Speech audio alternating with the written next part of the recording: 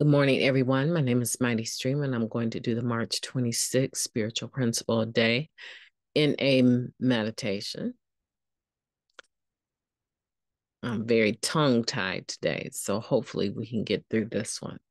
It's entitled Creating Safety for All Members. We do our best to safeguard those who are vulnerable without making others feel uncomfortable. That comes from the Guiding Principles book, Tradition 3 for Groups. Many NA members have a complicated relationship with the concept of safety. It can conjure up the ideal of playing it safe, of being uncool. More profoundly, some of us come to NA never having known a real feeling of safety, or having known it only to have it torn away. During our using days, we were rarely safe, even when alone in a room with ourselves. Sometimes we witnessed or experienced terrible things, and that suffering left its mark. So, how do we practice safety as a principle in NA? And how do we strive to create a safe atmosphere of recovery while standing firm on the Tradition 3 proposal that all are welcome?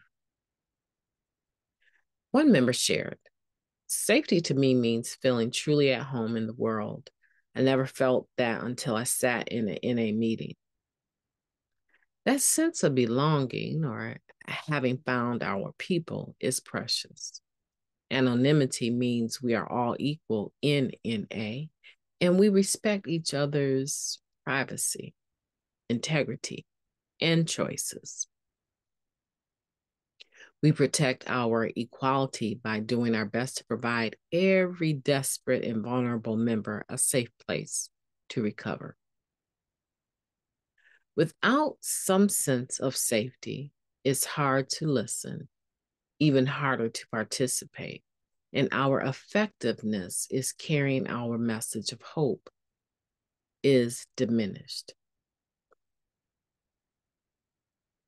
A focus on safety enhances our group's stability by creating healthy places that neither tolerate predatory behavior nor drive out offending members. Everyone deserves a chance to recover. At its best, NA provides an environment where we can be safe and eventually feel safe too. This may be aspirational at times. Creating a safe and welcoming atmosphere in our meetings often takes careful consideration and thoughtful action. When bullying, unwelcome sexual advances, or other disruptive behaviors threaten to undermine our safety, we invite a loving higher power to direct our group conscience. Together, we find the courage to safeguard against harmful behavior, extending the promise of recovery to both the vulnerable and those of us who are still learning a new way to move through the world. We trust the process and do the next right thing. How am I participating in creating and maintaining a safe and welcoming environment for every addict seeking recovery? Let's take a moment of silence followed by the We version of Serenity Prayer. Moment of silence now, please.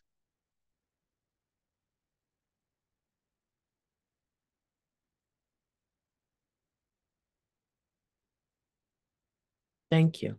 God, grant us the serenity to accept the things that we cannot change, the courage to change the things that we can, and the wisdom to know the difference. Just for today, please and thank you. This is a good meditation, and it's a serious meditation. I've had like a plethora of thoughts while trying to read this meditation, and I think that it's really important to say that, generally speaking, I have found Narcotics Anonymous to be a safe place. There are times when, if I reflect on the past, that I made it unsafe. with my violent behavior, my loud mouth and my violent behavior. And I'm very grateful that I was allowed, just by the nature of how this program works, to keep coming back. And grateful, even the people that would say keep coming back, that were being condescending when they said it. I appreciate hearing it, because sometimes you can just beat yourself up so much about whatever it is you've done publicly in a meeting. And someone saying that, even in a condescending way, will ring in your ears later. Keep coming back. And the truth of the matter is you're always welcome to keep coming back to Narcotics Anonymous. Now, I could have been banned or barred from going back to certain facilities, certain buildings, because usually Narcotics Anonymous, whoever the home group is, they have a contract. Unless they have their own building, they have a contract with whoever they're renting the space from. And there's certain stipulations in that contract.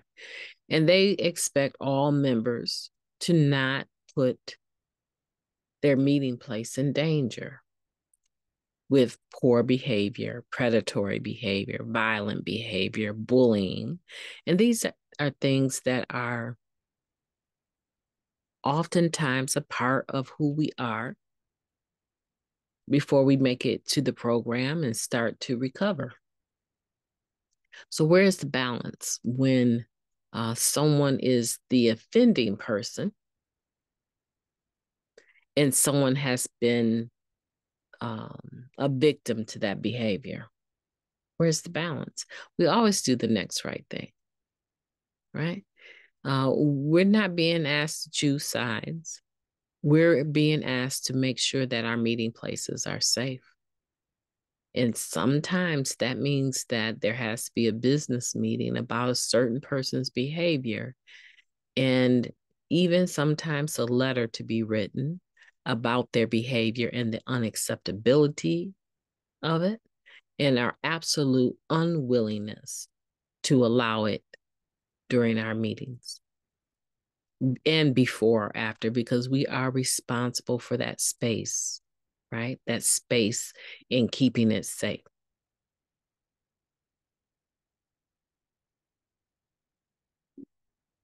I've seen people stalk our meeting places. I've seen couples fight. I've seen women and men. I've seen men pull guns, in fact, over certain women in the meeting. And I remember having to set up a security system for a building that meetings were held in because of that very behavior, gun violence. And so nothing shocks me today, right? But it is our responsibility as a group to keep our meetings safe. So here's the question, guys, because I truly believe I've participated on both sides of this fence. I've made the meeting atmosphere uncomfortable and unsafe. And I've been in a position where I felt like I needed someone to protect me because of what was going on. And I felt unsafe in the meeting.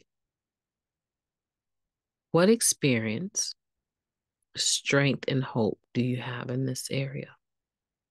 See, because it's not okay to just do the meditations and it's just a reading and me expounding.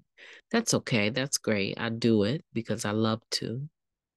But at the end of the day, it's going to always come back down to your response. How is it impacting you? Do you have a living experience with this topic? And if you do, what did you do? What part did you play? What did you do? Or what didn't you do? And what would you do differently to improve the outcome? And commit to that. That's it. That's it. Is there something going on And I really do have a problem with people that come to the meetings and try to sell drugs. Yeah. I think when that's found out, that needs to be dealt with, right? Let's hawk the meeting, knowing that we're in recovery to pass out pills and make deals on the side. And I just find that hawking, right? That predatory type spirit. I find that it's not always just sexual, sometimes it's financial, right? I find it very highly inappropriate.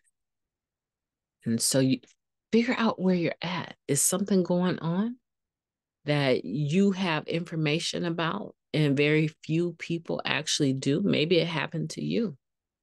We had a guy going around groping women outside the meeting and going into the meeting. He groped them. He had to be dealt with. He was exposed publicly. And I would say in many ways, things turned sour for him in his recovery because people aren't tolerant of that anymore. We don't have to put up with that anymore. This is recovery, and the rooms of recovery. We want them to be safe. If you're a person that is known for, these behaviors that are not acceptable, and you seem to, I don't want to say can't get a hold on it, but you're struggling with changing a certain behavior, seek outside help. I mean, there's a solution, right? There is a solution. Go get some outside help and start talking about your trauma, your own trauma that is triggering you to be abusive. Okay. If we can just keep it plain and simple, right? If you're a person that you know for a fact that you've made the meetings unsafe with your behaviors, people have complained and you just don't seem to be able to get a grip on the behavior. And the more people talk about it or point you out, the more angry you become and the more you do it. Go get some outside help. Get the help that you need before you're forced to get it. Because there's certain things that are illegal. And there's certain things that is better for you to get a hold of it before somebody else has to report you to authorities because of that behavior, right? Being in the rooms of Narcotics Anonymous doesn't mean that we get to break the law, right? And we need people that are willing to stand up for what we represent to make sure that our rooms are safe. Now, family, I'm going to leave you with that. I hope that you receive those things that I've spoken. If you don't, just reread this on your own. It's pretty plain and clear to me. But sometimes there's areas that we're not really willing to let a meditation touch because we need to protect something, and usually it's our pride. And most of the time, that's a character defect acting out, right? So have a beautiful day on purpose. I intend to. I'm about to wake my boys up. It's a spring break, and I'm going to do something with them before I take off to work for the day. You know what? If no one's told you today that they love you, I love you, and I believe in you. And I know for a fact that if you put your mind to it, there's just about nothing that you would not be able to accomplish. I believe in you, so go for it. Have a beautiful day.